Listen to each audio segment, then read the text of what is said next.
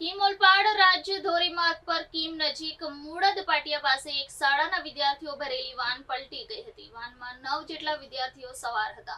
Van કિમથી શાળાના બાળકો લઈ નજીકના બોલાલ ગામે આવેલ વધુ વિદ્યાર્થીઓને લેવા માટે જઈ રહી હતી। દરમિયાન અકસ્માત સર્જાયો હતો। 9 પૈકીના 6 વિદ્યાર્થીઓ ઇજાગ્રસ્ત થયા હતા। 4ને પ્રાથમિક સારવાર બાદ રજા આપી દેવાઈ, જ્યારે 2 વિદ્યાર્થીઓ હજુ સારવાર હેઠળ છે। પોલીસે વાન ચાલકની ધરપકડ કરી છે। ઓલપાડના મુળદ ગામે આવેલ વી કેર ઇન્ટરનેશનલ નામની શાળાના વિદ્યાર્થીઓ ભરીને એક ખાનગી વાહન ચાલક નજીકના બોલાવ ગામ ખાતે અન્ય વિદ્યાર્થીઓને લેવા માટે જઈ રહ્યો હતો। દરમિયાન કિમ નજીક મુળદ પાટિયા પાસે સામેથી આવી રહેલા અન્ય એક શાળાના બસ ચાલકે બસ અંદરના રોડ પર વાળી લેતા વાહન ચાલકે સ્ટીયરિંગ પરથી કાબુ ગુમાવ્યો હતો।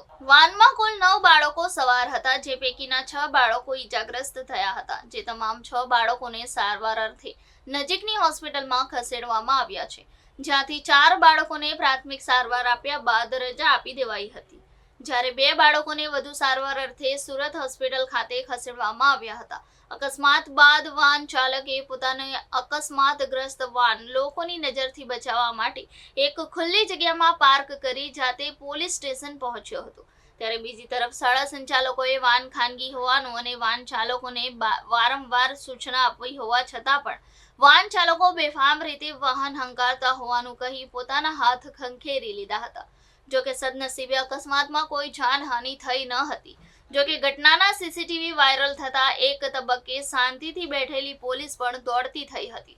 જોકે સીસીટીવી વાયરલ થતા દોડતી થયેલી પોલીસે સુરત હોસ્પિટલ જઈ ઇજાગ્રસ્ત બાળકના પિતાની ફરિયાદ લીધી હતી અને ઇજાગ્રસ્ત વાહન ચાલકને હોસ્પિટલ સારવાર બાદ ધરપકડ કરી હતી। સુરતમાં જિલ્લા પોલીસે લોકોને અપીલ પણ કરી હતી કે બિનઅધિકૃત વાહનોમાં પોતાના બાળકોને ના મોકલે અને જે વાનમાં ક્ષમતા કરતાં વધારે બાળકોને બેસાડવામાં આવતા હોય એવી વાનમાં બાળકોને નહીં મોકલવા, ચાલકના ચરિત્રનું સર્ટિફિકેટ આપવામાં આવે, તેમજ પોલીસ દ્વારા વારંવાર ડ્રાઈવ ચલાવવામાં આવશે અને આવા વાહન ચાલકો વિરુદ્ધ પગલાં લેવામાં આવશે। મારું નામ રાજેન્દ્ર શાહ। સવારે મારો છોકરો સ્કૂલે જવા નીકળ્યો વાનમાં, વીકેર ઇન્ટરનેશનલ સ્કૂલમાં ભણે છે। સવારે લગભગ 7:15 જેવો નીકળ્યો ઘરેથી। 7:30 જેવો ફોન આવ્યો દોસ્તારનો કે અહીંયા મુળદ પાટી ઇકો પલટી મારી ગયેલી છે। પછી હું ત્યાં ગયો, જોયું તો બધા છોકરાને સાધનામાં લઈ આવેલા હતા। મારા છોકરાને તો થોડું વાગેલું હતું, પણ બીજા છોકરાને થોડી ઈજા થઈ હતી વધારે। લગભગ 12-15 જેવા બાળક હશે અંદર વેનમાં। ના, સ્કૂલની પ્રાઇવેટ વાન છે, પ્રાઇવેટ વાન છે। जी मैम, सुबह में क्या हादसा हुआ था, क्या पता चला है आपको? देखिए, आज जो हादसा हुआ था उसके बारे में हमें फ़ोन कॉल के थ्रू पता चला कि हमारे स्कूल का जो एक प्राइवेट इको व्हीकल था उसका एक्सीडेंट हुआ है। सो हम लोग आफ्टर 15 मिनट स्पॉट पे पहुँचे, क्योंकि उस वक्त हमें सडनली पता नहीं था और ये शायद कुछ एक एक्सीडेंट किसी बस और इको में हुआ। So we reach to the hospital और हॉस्पिटल में जाके हमने देखा तो कुछ मेजर इंजरी नहीं था, बस एक ही सारे जो बच्चे वो सेफ़ एंड सिक्योर हैं। और इसमें हमने प्राइवेट व्हीकल्स को ऑलरेडी हमने मीटिंग लेकर सारे नॉर्म्स एंड कंडीशंस जो एक बच्चे की सेफ्टी के लिए होते वो हमने रखे थे, बट फिर भी ये अनफॉर्चुनेटली ये हादसा हुआ है। સુરત ગ્રામ્ય જિલ્લાના કીમ પોલીસ સ્ટેશનની હદની અંદર આજ સવારે લગભગ 7:30ના અરસામાં વી કેર સ્કૂલ છે જે મુળદ ગામમાં આવેલી છે, આ સ્કૂલના 9 બાળકોને ભરીને એક આરોપી જેનું નામ છે બંટી શર્મા, એ પોતાના સ્કૂલ વેનની અંદર ઇકો ગાડીમાં 9 બાળકોને લઈ અને સ્કૂલે જવા માટે નીકળેલો હતો। આ અહીંથી કીમથી નીકળી અને બોલાવ ગામમાંથી અન્ય પણ બાળકોને આ સ્કૂલ વેનમાં લેવાનો હતો।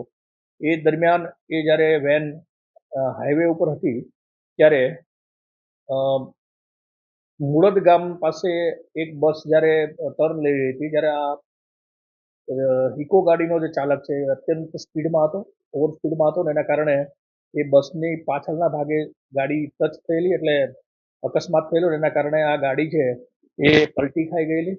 પલટી ખાઈને રોડ સાઈડમાં નીચે ખાળિયાની અંદર ઊંધે પડી ગયેલી હતી।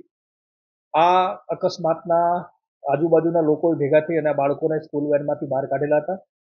9 બાળકો પૈકીના 6 બાળકોને ઈજા થયેલી હતી, એમને તાત્કાલિક હોસ્પિટલમાં સારવાર માટે લઈ જવામાં આવ્યા હતા।